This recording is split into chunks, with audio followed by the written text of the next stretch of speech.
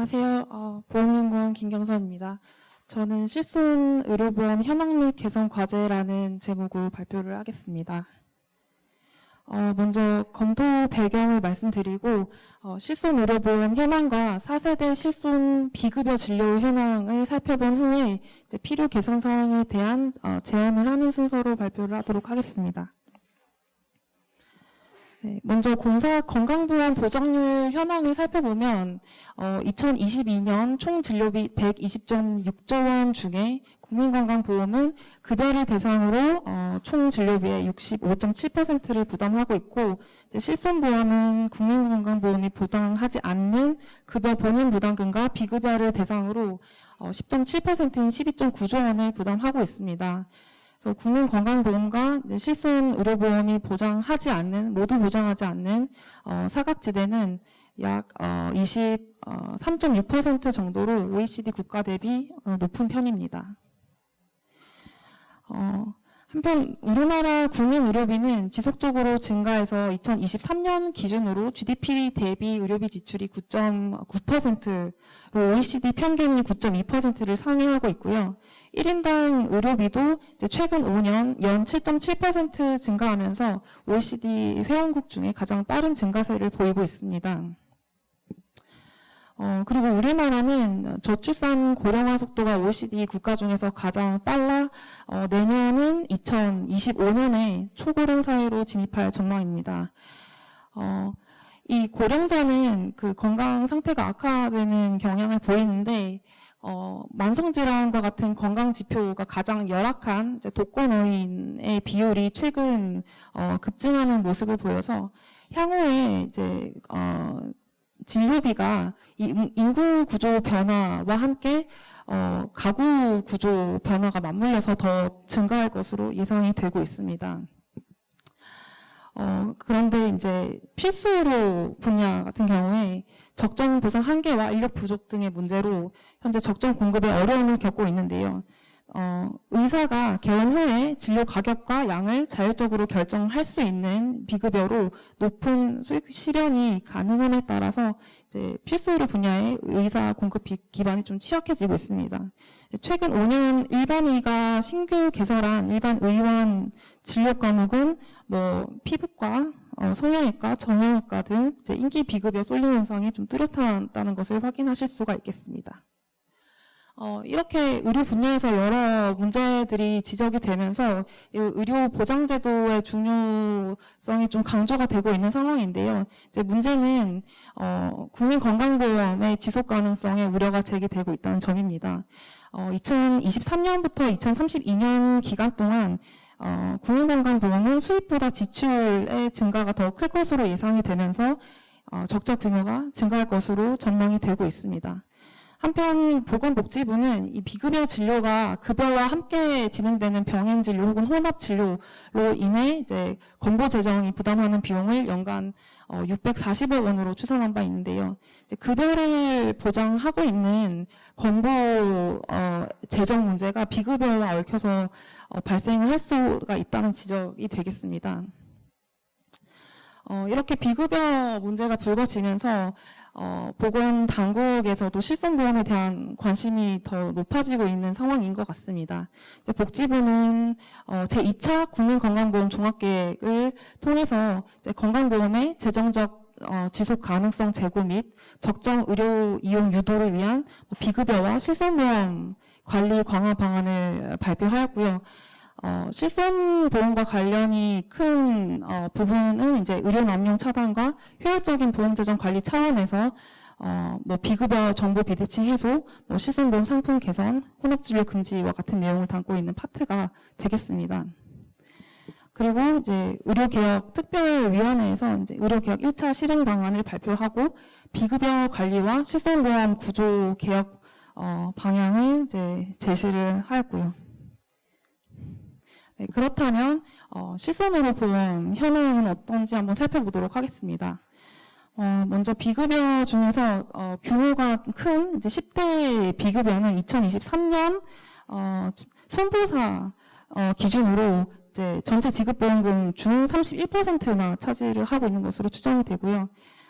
전년 대비 뭐 백내장 수술 같은 경우에는 지급보험금 규모가 감소했지만 그 외에 뭐 도수 치료와 같은 물리치료, 뭐 비급여 주사제, 발달 지원과 같은 여타 비급여가 계속 증가하는 추세를 보이고 있습니다. 그 중에서 물리치료, 도수, 체외충격파 증식치료 같은 경우에는 23년 기준으로 이제 손배사 전체 실손보험금의 약 18%를 차지하고 있고 지급보험금 규모도 2조 원을 넘어섰습니다.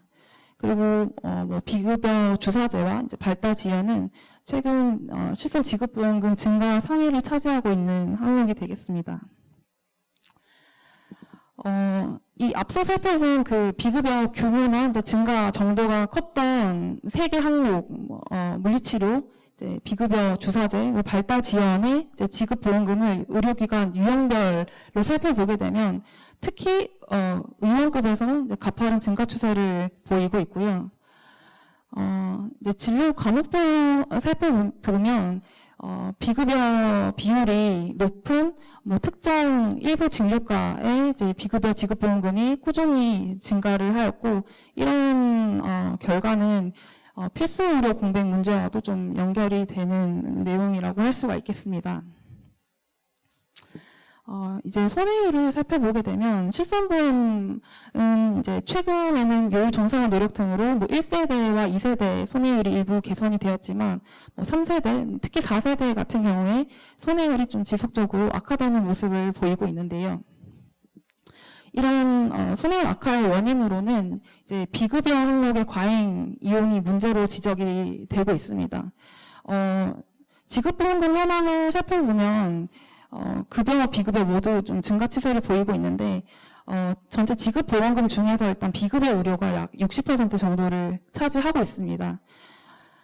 손해율 악화가 좀 두드러졌던 4세대 실손 같은 경우에는 지금 급여와 비급여 모두 이제 손해율이 100%를 넘어섰고 비급여뿐만 아니라 급여 손해율이 좀 높은 양상을 보입니다. 이제 작년 상반기 누적 대비로 이제 올해 상반기 손해율이 상당히 많이 악화된 것을 확인하실 수가 있습니다. 한편 이 4세대 같은 경우에는 비급여 보험료 할인 할증 제도가 올해 7월부터 이제 시행이 되었는데요. 이에 따라 매년 가입자의 비급여 청구 실적을 평가해서 할인 할증 단계에 따라서 차년도 갱신 보험료에 이제 반영이 됩니다. 그러니까 어느 정도는 과잉 비급여 이용에 대한 제어 장치를 마련했다고 볼 수가 있겠습니다. 하지만 이런 뭐 비급여 차등제, 보험료 차등제 같은 노력에도 불구하고 이제 4세대는 이제 보험료 조정 제한으로 인해서 여전히 이제 손해율 악화 우려가 상존하고 있는 상황인데요. 보험업 감독 규정을 좀 보수적으로 해석함에 따라 이제 실손은 신상품 출시 5년 이내에 지금까지는 요율을 조정을 하지 않았습니다. 이제 이 규제는 새로운 위험을 보장하는 경우에 이제 그 경험 통계를 사용을 하게 되면은 통계적 충분성과 안정성 확보를 위해서 이제 충분히 계약 그 통계가 쌓여야 된다는 것인데 실손 같은 경우에 뭐 보장 내용이나 가입 집단이 좀 상품별로 유사하기도 하고 가입률이나 뭐 청구율이나 이런 것들이 꽤 높기 때문에 단기간 내에 이런 통계적 뭐 충분성 안정성 확보가 가능함에도 불구하고 좀 관련 규정이 보수적으로 해석이 되고 있는 상황이고요. 3세대 실손보험 같은 경우에 3년치 통계가 쌓인 시점에서 사실 100% 손해율이 넘어섰음에도 불구하고 이제 요율 조정이 좀 불가함에 따라서 손해율이 더 악화되었다라는 지적도 있습니다. 네, 이제 4세대 실손 비급여 진료 현황을 좀 살펴보려고 하는데요. 앞서 말씀드린 그 비급여 보험료 차등제뿐만 아니라 4세대는 그 자기 부담을 좀 상향하는 방향으로 상품 개편이 이루어졌습니다. 그래서 이 4세대 상품 개편의 효과를 좀 이 비급여 진료 현황을 통해서 살펴보고자 하고요. 이때 그 비급여 그 비중이 컸던 그 물리치료 수요가 높을 것으로 이제 보이는 염좌 및 긴장 환자를 중심으로 좀 살펴보도록 하겠습니다. 일단 실손보험 지급 보험금을 세대별로 좀 살펴보게 되면 2023년에 청구된 이제 10개 손보사 실손의료보험 지급의 기준으로 이제 고액보험금 지급 비율은 세대를 거칠수록 좀 감소하는 경향을 보이고 있습니다. 200만 원 미만의 비중은 이제 1세대가 높고 1세대가 낮고 4세대가 높고, 반면에 이제 고액 청구자들은 이제 4세대 비중이 낮은 것을 확인할 수가 있습니다. 그럼 이제 영전의 긴장을 좀 살펴보려고 하는데요. 영전의 긴장은 이게 쉽게 말하면 B인 것인데, 그러니까 자동차 보험에서는 이제 경미한 상해 그 경상 환자로 분류가 되는 그런 상해 코드라고 생각하시면 되는데, 이런 환자들의 실손 비급여 진료 비중을 살펴보면 좀 병원과 의료급에서 높게 나타나고 있습니다. 이 세대별로 진료 현황을 또 살펴보면은 4세대 실손보험이 다른 세대에 비해서는 이제 진료비 대비 비급여 비율이 좀 낮아서 비급여 관리가 일부 효과를 보이는 것으로 판단이 되고요.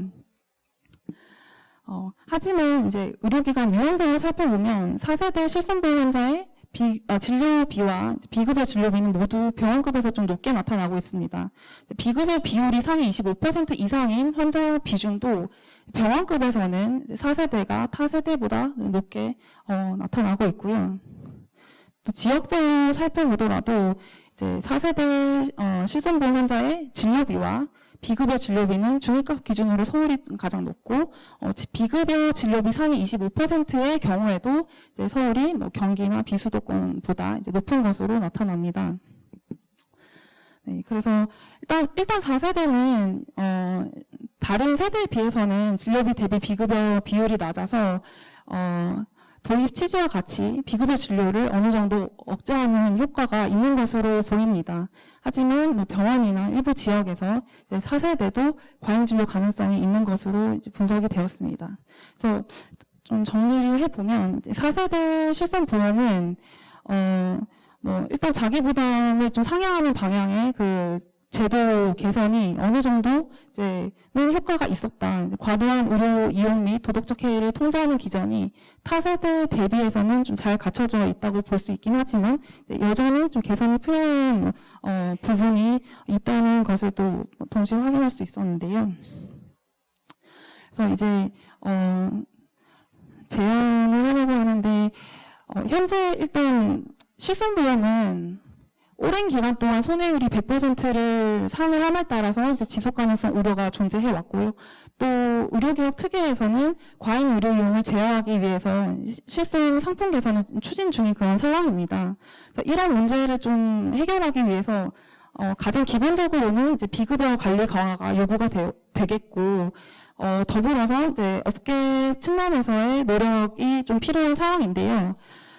본 발표에서 이런 그 업계의 경영 과제와 관련해서는 뭐 손해율 이슈와 의료 개혁, 즉 규제 환경 변화 등의 이 고려 사항을 좀 바탕으로 신규 실손보험 상품 개편과 이제 정상화 방안에 대해서 좀 제안을 하고자 합니다.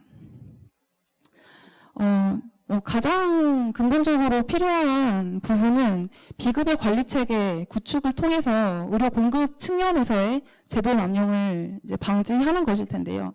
뭐 앞서 교수님도 말씀해 주셨지만 그 의료 공급자 유인 수요가 좀 문제이기 때문에 비급여 관리가 뭐 가장 중요하다고 볼 수가 있겠고, 먼저 과잉 공급이 빈번한 비급여 항목에 대한 진료 적정성 가이드라인을 구축하고 이를 기반으로 이제 구체적인 실손보험 청구 심사 기준을 좀 마련할 필요가 있겠습니다. 그리고 업계가 당국 간 면밀히 소통할 수 있는 민간 협의 채널을 구축하고 특정 비급여의 가격이나 진료량이 단기간 내 증가하는 현상에 대한 모니터링이 좀 필요하겠고요. 그리고 안전성과 유효성이 낮은 비급여 진료는 의료기술 재평가를 통해서 퇴출하는 등 행위 항목에 대한 좀 체계적인 관리가 필요하겠습니다. 그리고 비급여 보고 제도를 활용해서 이제 비급여 정보 비대칭을 좀 해소하고 중장기적으로는 관련 비급여 가격 데이터 등의 그 데이터 축적을 통해서 좀 비급여 관리 기반을 마련할 필요가 있겠습니다. 그리고 사실 뭐 문제 비급여 같은 경우에 가격 편차가 너무 많이 나고 또 가격 책정 자체가 애초에 너무 높다는 비판이 있는 만큼 좀 비급여 가격 규제에 대해서 고려를 해볼 수가 있겠는데요. 복지부에서도 이 참고 가격 고시 제도를 좀 검토를 하고 있는 상황이고, 더 나아가서 또 중장기적으로는 비급여 표준 수가 제도 구축에 대한 고민을 해볼 수가 있겠습니다. 그리고 마지막으로 건강보험 요양급여규칙 별표 2 개정을 통해서 비급여의 종류를 좀 재분류하고 치료 목적이 아닌 선택적 비급여, 여기 뒤에 보시면 이제 비필수 의료 항목이라고 볼 수 있는 뭐 단순 증상 완화라던가 미용 성형 목적 기능을 항목, 뭐 의료 복령에 따른 유효성 입증되지 않는 그런 진료, 선택적 비급여에 대해서는 뭐 병행 진료를 제한하고 시송 보장에서 좀 제한하는 방안을 고민을 해볼 수가 있겠습니다. 비급여 가격 규제와 관련해서 참고로 해외 사례를 잠깐 살펴보면 독일에서는 비급여 의료 서비스에 대한 수가 체계를 마련을 하였고요. 그래서 일단 기본 베이스는 이 수가 체계를 따르되 뭐 의료 행위의 난이도나 뭐 수행 시간 등을 고려해서 그 가중치를 적용할 수 있도록 하고 있습니다. 호주 같은 경우에도 보험회사가 네트워크를 맺은 병원에서는 정해진 수가를 적용하도록 하고 있고요. 네, 이런 그 해외 사례 좀 참고해서 그 수가 관리를 좀 할 필요가 있겠습니다. 뭐 아시다시피 그 건강보험 제도에서 발생하는 재정 문제는 도덕적 해이에 기인하는 바가 크고, 이런 문제의 해결은 사실 코스트 쉐어링을 통해서만 부분적으로 가능한 상황입니다. 따라서 이제 업계에서 할 수 있는 이제 가장 기본적인 일은 자기 부담금을 상향하는 방향으로의 이제 상품 개선이 되겠습니다. 이때 이제 실손 보장에 따른 과잉 진료 문제, 이런 것들이 실손뿐만 아니라 국민건강보험에도 연쇄적으로 영향을 미친다는 점, 그리고 뭐 비급여뿐만 아니라 급여도 이제 지급보험금이 증가하고 있다는 점에서 비급여와 급여 둘 다 이제 본인 부담 상향을 통해서 과잉 의료 이용 요인을 좀 억제할 필요가 있겠고요. 과잉 공급이 빈번한 비중증 비급여 항목에 대해서는 보장 금액이나 한도를 좀 제한하는 방안을 고려를 해볼 수가 있겠습니다.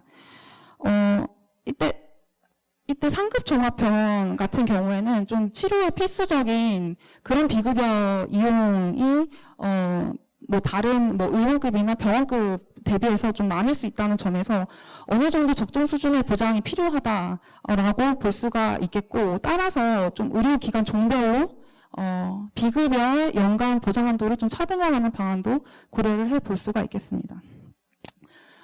최근 복지부와 의료개혁 특위에서 여러 보건 정책을 검토를 하고 있는 상황인데요. 이런 정책 목표의 효과적인 달성을 위해서는 실손보험에서도 이 당국의 정책과 연계한 그 상품구조 개편을 통해서 좀 비중증 과잉 비급여의 남용을 억제할 필요가 있겠습니다. 뭐 예를 들면은 현재 복지부에서 검토하고 있는 이제 병행 진료 제한, 즉 남용 경향이 있는 비중증 비급여 항목에 대해서 급여와의 병행 진료 시의 급여를 제한하는 그런 제도 좀 검토 중인 상황인데, 실손보험에서도 약관 개정을 통해서 해당 그 제한 항목에 대한 면책 또는 본인 부담 비율 상향을 좀 고려를 해볼 수가 있겠고요.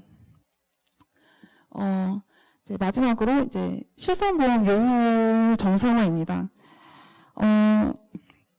사실 그 비급여가 특히 문제가 되면서 비급여를 보장하고 있는 실손의 상품 개편에 대한 어떤 필요성을 좀 공감을 하고 있음에도 불구하고 신상품 최초 요율 조정 시기 단축 이런 가격 규제로 인해서 업계가 이 상품 개편을 하기 좀 부담스러운 측면이 있는 것도 사실입니다. 그래서 관련 조문에 대한 금융당국의 해석 등을 통해서 일정한 통계적 요건 충족을 전제로 실손 신상품에 대해서 현행 5년인데 뭐 예를 들면 3년 정도의 이제 요율 조정을 허용하는 방안을 좀 고려를 해볼 수가 있겠습니다. 뭐 지금까지 살펴본 이런 실손보험이 당면한 문제들을 해결하기 위해서는 일단 뭐 복지부 및 뭐 보건당국 그리고 의료업계 그리고 보험업계에 협업하는 노력이 이제 반드시 좀 필요하겠습니다. 네, 감사합니다.